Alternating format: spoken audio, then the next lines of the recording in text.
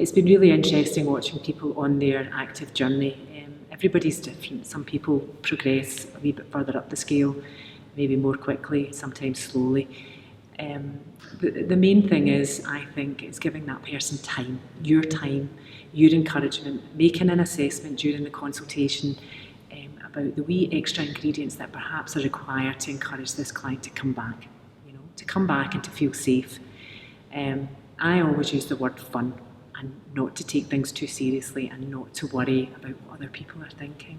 Some clients will come along, they're not fearful at all, they'll come into the gym, feel quite comfortable, but we've had clients that's even been difficult to get them through the doors. And sometimes the steps that we take there are just bringing them in and having a chat in the environment, having a cup of tea even, and chatting about their anxieties so that we can then take the next step to perhaps taking them up to the gym when it's quiet. So I'd initially planned to just go a ride basically on the bikes with people, but we wanted to make it easy enough that anybody could access it. What we realised quickly was that there were people coming along that hadn't been on a bike for 40 years and they weren't sure they could actually cycle. So then very quickly, from literally the first month after we started, we introduced a cycling skills session before the ride. So people could come along and just try a bike and cycle around a very safe area.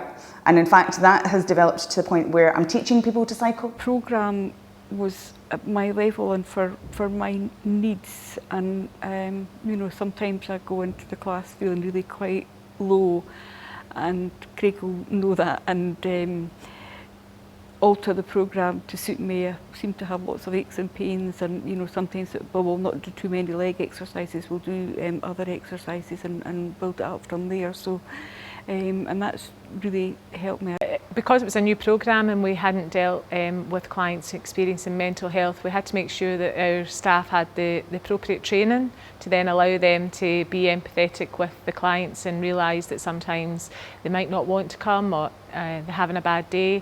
So Craig, when he was recruited, undertook quite a lot of different training courses, which he says has helped him and enabled him to be able to deliver the best possible service.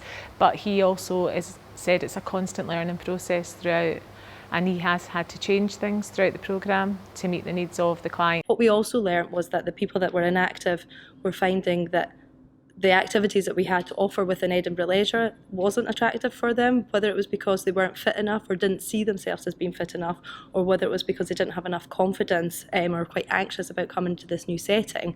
The offering that we had just wasn't meeting the needs of this population. So with the Active Lives programme, we piloted low-level activities, and we have since introduced 3 new low-level activities into our kind of offering, our mainstream offering of active sit, strength and balance, and strength and cardio.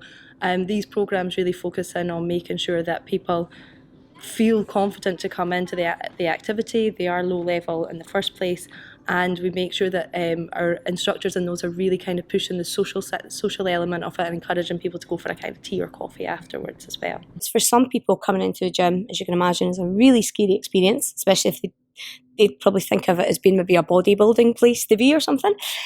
So we did walking groups, so my colleague went out to community and did walks with them. We set up little classes within the gym for them.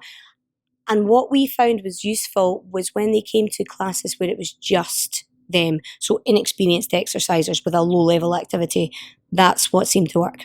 So it was almost like a buddy system. They knew me, they had my details, they knew they could get in touch with me, and then we put on activities specifically for them.